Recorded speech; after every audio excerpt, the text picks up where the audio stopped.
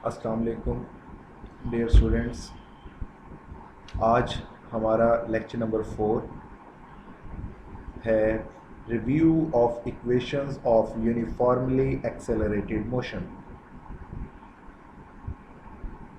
Review करना है हमने इक्वेशंस ऑफ मोशन का, वो इक्वेशंस ऑफ मोशन जो ऐसी बॉडीज़ के लिए लिखी गई हैं जो यूनिफॉर्मली एक्सेलरेट कर रही हों। हम कंसीडर कर लेते हैं कि एक ऑब्जेक्ट मूव कर रहा है यूनिफॉर्म एक्सेलरेशन के साथ स्ट्रेट लाइन में। अगर वो ऑब्जेक्ट स्ट्रेट लाइन में यूनिफॉर्म एक्सेलरेशन से मूव कर रहा है तो उसकी initial velocity vi, final velocity vf और जो उसने डिस्टेंस कवर किया स्ट्रेट लाइन के अंदर वो s है और उसने टाइम जो लिया वो t है। तो जो इक्वेशंस ऑफ मोशन है वो किस तरह यूज़ की जाएंगी, देखें ये टेबल आपके सामने मौजूद है। अगर एक ऑब्जेक्ट यूनिफॉर्म एक्सेलरेशन से मूव कर रहा है स्ट्रेट लाइन में और उसकी इनिशियल वेलोसिटी ज़ीरो के इक्वल नहीं है तो सिंपल जो इक्वेशंस आपने स्कूल ऑफ फिजिक्स में भी डिस्कस कर ली वो वही है, V F is equal to V I plus A T, S is equal to V F plus V I over two multiply by T, S is equal to V I T plus half A T का square, V F square is equal to V I square plus two A S. लेकिन अगर ऐसी bodies जो uniformly accelerate करें straight line में और उनकी initial velocity zero हो तो तब आप क्या कहेंगे, V F is equal to A T के बराबर। जहाँ जहाँ इनिशियल वेलोसिटी है वो कंपोनेंट ज़ीरो करते जाए इनिशियल वेलोसिटी का तो आपके पास इक्वेशन डेवलप हो जाएंगी। ये बात आपने याद रखनी।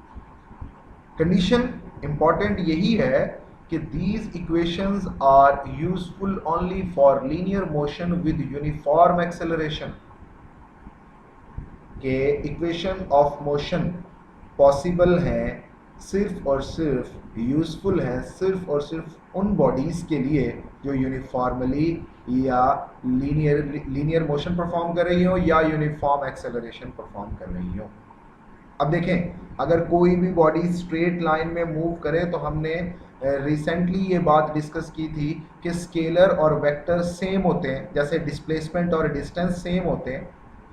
तो हमने यहाँ पर यही कहा कि अगर एक ऑब्जेक्ट स्ट्रेट लाइन में मूव कर रहा है, उसकी डायरेक्शन चेंज नहीं हो रही, तो हम उसके तमाम वेक्टर्स को स्केलर्स की जगह पर मैनिपुलेट कर सकते हैं।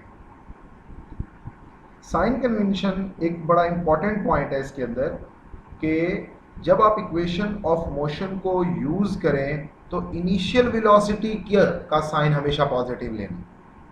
यानी इक्वेशन ऑफ मोशन जब भी आप यूज़ करेंगे तो जो बॉडी स्ट्रेट लाइन में मूव कर रही है वो जिस भी डायरेक्शन में उसकी इनिशियल वेलोसिटी है वो हमेशा पॉजिटिव रहेगी। अब अगली बात जो मोस्ट इंपॉर्टेंट है, a negative sign is a sign to quantities where direction is opposite to that of initial velocity. हर वो फिजिकल क्वांटिटी जो इनिशियल वेलोसिटी के अपोजिट होगी आपने उसका साइन क्या ले लेना है, नेगेटिव लेना। जैसे एक सिंपल सी एग्जांपल है कि अगर एक हेलीकॉप्टर ऊपर की तरफ मूव करना शुरू कर दे तो जैसे जैसे वो हाइट की तरफ जा रहा है उसकी इनिशियल वेलोसिटी की डायरेक्शन अपवर्ड है, और जब एक हेलीकॉप्टर ऊपर की तरफ जाए और उसमें से एक स्टोन या एक ऑब्जेक्ट नीचे की तरफ गिरना शुरू कर दे तो अब जब वो स्टोन या वो ऑब्जेक्ट नीचे की तरफ गिर रहा है तो उसका साइन, उसका चाहे डिस्टेंस का साइन ले लें, उस यानी वो उसके चाहे उस स्टोन का डिस्टेंस कंसीडर कर लें, उसकी जी की वैल्यू कंसीडर कर लें, आप साइन क्या लेंगे, नेगेटिव लेंगे।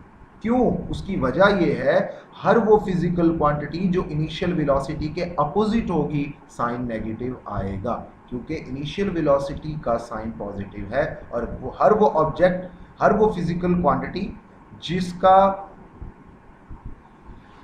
हर वो फिजिकल क्वांटिटी जो इनिशियल वेलोसिटी के अलोंग है उसका साइन पॉजिटिव है। Gravitational acceleration, the acceleration of all the object in freely falling near the surface of the earth is called gravitational acceleration. Objects का एक्सेलरेशन, फ्रीली फॉलिंग ऑब्जेक्ट का acceleration जो surface of earth के करीब करीब हो वो gravitational acceleration कहलाता है।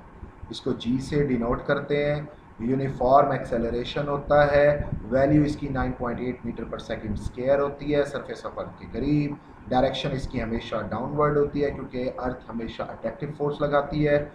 When an object is pushed upward, the object comes at rest at the highest point। ये बात भी बड़ी इंपॉर्टेंट है कि अगर आप किसी भी ऑब्जेक्ट को अपवर्ड पुश करते हैं तो वो ऑब्जेक्ट अपनी मैक्सिमम हाइट पर पहुंचकर कुछ देर के लिए रेस्ट में आ जाएगा, लेकिन उस लम्हे जी 9.8 मीटर पर सेकंड स्क्वायर ही है और एक्सेलरेशन डायरेक्शन उसकी हमेशा क्या है, डाउन।